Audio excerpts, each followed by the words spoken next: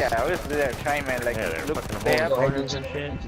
they have fucking human spawn beacon. When you on see the, a lot of slides, bro. Oh, On they're a dead sliding? game. Yeah, they're trying. Yeah, bro. They all slide at the same time, brother. God, I just spawned in. Get out. No, Yeah, he got me. Hey, like, no, behind me, man. Come on, cover the other door, bro. Oh, shit. Three. They're smoking me out like I can't not use my aim assist. Thank you. they're coming up.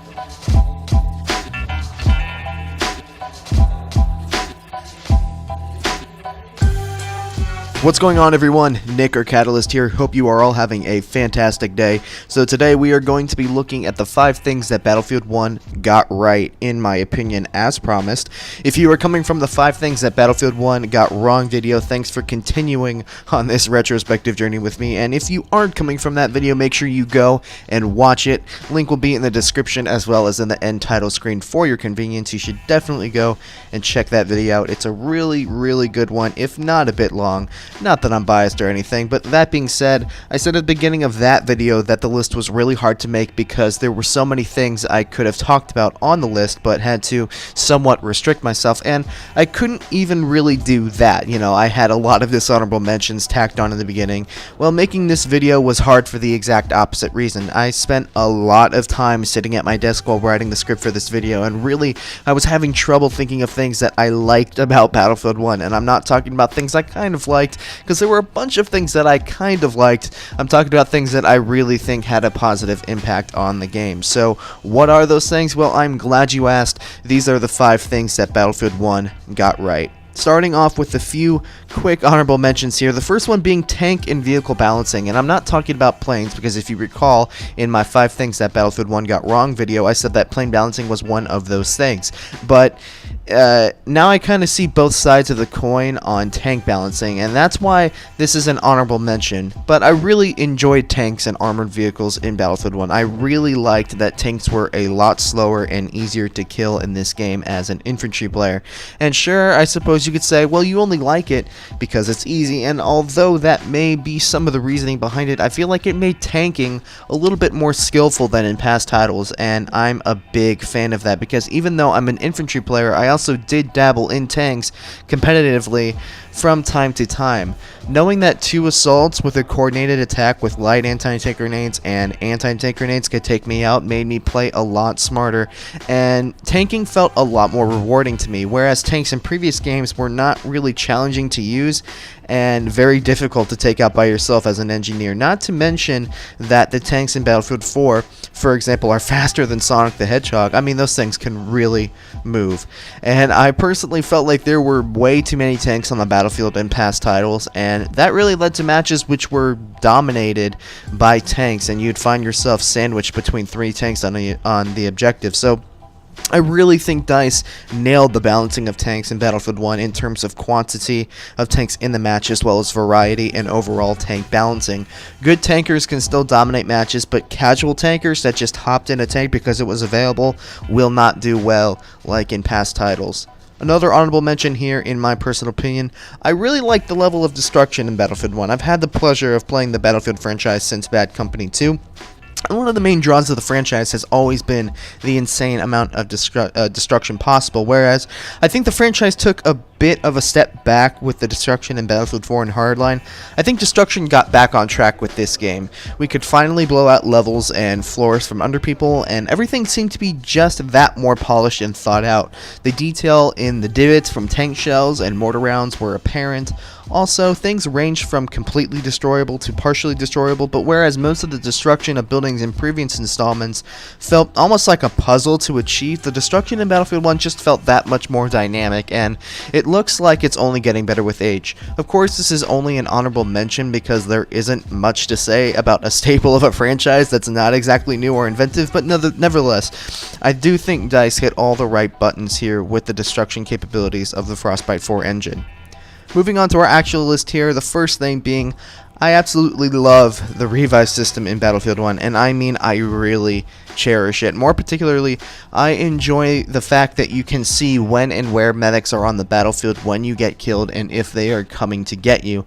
Now, I know that most medics overall in the game are, well, not that great, but when players are doing what they're supposed to, the system is easy to understand, and it is a nice perk to let people know that you are coming for them if they are down. In past titles, mainly Battlefield 4, and you'll see me compare Battlefield 1 to Battlefield 4 most of the time because I did not really play Hardline, but in Battlefield 4, of course, we had the defibrillator paddles, and in order to get a full revive, you had to charge the paddles all the way up until you heard a little audio cue, and then you could fully revive the person that is down.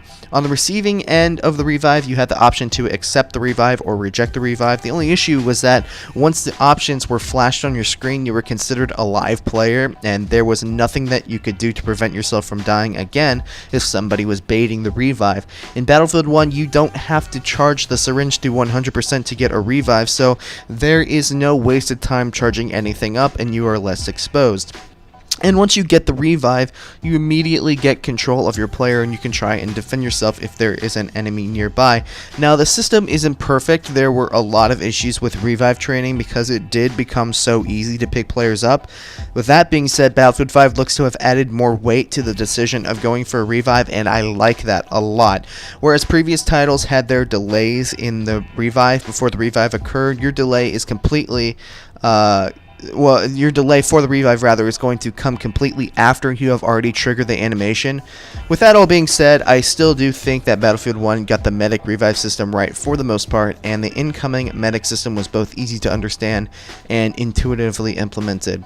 Next thing on the list is the movement system. Now, I mentioned in the 5 things that Battlefield 1 got wrong video that the slide nerf was something that was a pitiful pandering to the casual audience, which most people disagree with me on. But with that being said, when it comes to the movement in Battlefield games, you don't really know what you have till it's gone, and when you go back and play older Battlefield titles, you don't really understand how useful and necessary the vaulting mechanics and other movement related mechanics are.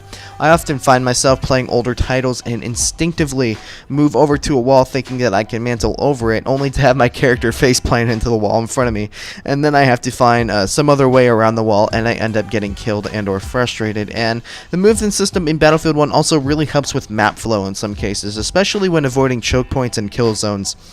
Whereas in past titles you couldn't vault over walls and your only option was to try and fight through the choke point, in Battlefield 1 you can vault over the wall or blow the wall up and attempt a flank. And overall, I would say I think the game is a little more fluid than past titles, just the ability to get around and over things that previously you couldn't do. Now, that's not directly saying that the movement is perfect, because with default settings Battlefield 1 can feel kind of clunky, but with the right field of view settings the game feels very smooth and fluid. Now, the pre-nerf slide, while it was in the game, certainly helped with the movement of the game as well. You know, you felt like you were actually able to do more than just be a walking hitbox, and even with the slide more or less removed, I think the slide that you can still do still helps in making you feel like you have more control and variation in what you are doing and can do. And it appears the Zuzu jump and the slide are returning in some fashion to Battlefield 5, so I'm excited to see how the game feels with all the movement at our disposal. On to number 3 on the list, I really enjoyed the music in Battlefield 1, and I mean really enjoyed it. And when writing the script for this video, I really thought how weird it was that a game soundtrack is taking the place of a mechanical feature in a list of good things about the game, but in this case I think it really does deserve it, because the music throughout the game's life cycle has been absolutely stellar. It is definitely a much needed change from the heavy ear rape Battlefield themes heard in prior Battlefield titles and the heavy rock heard in Hardline. It was truly a refreshing return to orchestral music, and I especially like how the music changed with the release of every DLC pack. You know, it truly felt as if DICE was taking us on a journey through World War I, and for the most part I was very emotionally connected, especially when Apocalypse was released. Although it grew a little stale over time, the banging of the drums and the loud French horns blasting on the background while you advance sectors during the Oil of Empires operation, that gave me goosebumps for the first time I heard it, and that's the most apparent memory that I have when I can talk about the music and the sound in this game. That's the first thing that I remember hearing that actually made my heart race, and I haven't had many first-person shooter soundtracks that have given me that kind of sensation. It's not something that you always pay attention to, but without music a lot of games become very boring and they don't leave you invested in what you're doing. I'm proud to say that I've never had that problem in Battlefield 1, because I genuinely wanted to hear every bit of music I could, and I hope that Battlefield 5 approaches music the same way. Moving on to number 2 on the list is game modes, and I'm not talking about the mechanics of the game modes per se, but I'm more talking about the new game modes that we received with Battlefield 1. Now, unfortunately, DICE really dropped the ball in Conquest and the removal of the majority rules Conquest system. That was a huge negative in my opinion, and I wanted to put that in the things that Battlefield 1 got wrong video, but that was one of the things I decided to leave out, otherwise the video would have taken forever to complete. And that's with the same with the screw up of domination. It's all kind of in that same general area, but besides that, DICE really needed to implement some exciting and new game modes, and they delivered. Operations was a huge success and is personally my favorite game mode. The game mode started off with both a 20v20 and a 32v32 option, but eventually they settled for 32v32, and I was all for that. I felt like the 20v20 too closely resembled Rush, and overall I thought that Operations needed to be a large game mode. There were some maps that were better for Operations than others, and there were some Operations that I stayed away from entirely because of balancing issues, but overall I think the idea behind Operations themselves were really unique, and I'm glad to see them get overhauled in Battlefield 5. Speaking of that, Frontlines was another fantastic game mode that was introduced in Battlefield 1, and it quite quickly became my favorite competitive game mode for a long while after they finally introduced a time limit. The size of the mode was perfect, and it filled in that kind of medium-sized game mode that Rush had previously filled. War Pigeons was a unique take on a capture the flag game mode that admittedly I did not play much, but when I did play it, I had a lot of fun, and it was something that I never really played anything like it before. Overall, I really do think that despite messing up some of the core game modes, those were still pretty fun, and the new additions apart from Supply Drop were overall extremely solid, and I look forward to seeing how DICE can improve the foundations that they have played with the new game modes in Battlefield 1. Now we're at the end of the list, much shorter video than the bad list, but still I might lose a lot of you here because I think that DICE has got gun balancing right in Battlefield 1. Now before you go all apeshit on me talking about the current overpowered guns in the game, just hear me out for a second. There are 121 guns in the game, if my math is correct, and that includes all variants. Take that number and think of all the outliers that are considered to be overpowered or cheap in the game right now. The Burton LMR, the SMG-08, the Annihilator Trench Storm, and that pre-order bonus weapon, the Automatico, and for a lot of you, you consider the Hellriegel to be in that same group. That is 6 or 7 weapons out of 121 different weapons that the community considers to be unbalanced. Now I'm going to list off, now that I'm done listing off those weapons, I'm going to list off weapons that I think are good and or at the very least viable. Model 10 Hunter and Slug, Model 1900 Shotgun, MP18 Trench and Optical, Ribe Roll Trench and Optical, all the autoloading variants, the Chai Brigati Factory, the Seb Splatter 1960 Marksman and Factory, the Mondragon Storm and Sniper, all Farquhar variants, M1907 SL Sweeper, all Fedorov variants, both Howl variants, RSC, both variants, Bar Storm and Trench, LMG-08, Parabellum Low Weight, Madsen Storm and Low Weight, MG-15 Storm Low Weight, the Hewitt Light Machine Gun, and I'm not even going to begin on the snipers because really every variant in the sniper class can be useful for certain playstyles. If you take a step back and look at the game retrospectively, you'll realize that although there are guns that you may not personally enjoy, you cannot deny that DICE has balanced this game tremendously well when it comes to gunplay. Every single gun feels unique and purposeful, and despite there being some outliers and annoying weapons that are currently too strong in the game, even though I think that the Hellriegel is pretty balanced now, DICE has done a great job at balancing the weapons so there is something for everyone. I do not think that there is a weapon in this game in which I cannot see that weapon not having a purpose or a player to suit, and there are very few weapons that are really not effective and cannot be used to dominate games. You want a hip fire machine, a submachine gun to run and gun, use the MP18. Looking for a larger ammo count, use the Hellriegel. If you want a medic rifle with some power, use the Farquhar Hill. If you want a medic rifle with a faster rate of fire or is even fully automatic, use the Fedorov or the autoloading. You want a bipod like a bitch in the back of the map, use the M1917 Browning.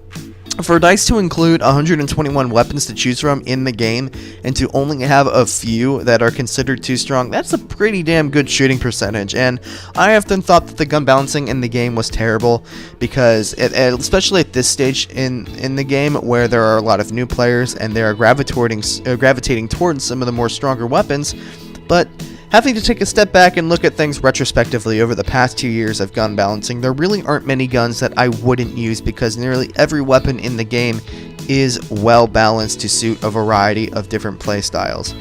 And that is the end of the video. Thank you all so much for watching. If you haven't seen the 5 things that Battlefield 1 got wrong video, I highly suggest you go and watch that, but I'm also really looking forward to hearing your feedback about this video. Want to know if you enjoyed it. If you did, make sure you drop a like on the video. If you are new here, why don't you subscribe? It's free, it's not going to hurt you, and also turn on post notifications so you never miss an upload on the road to Battlefield 5. Thank you all so much for watching. My name is Nicker Catalyst, and I will see you all another time.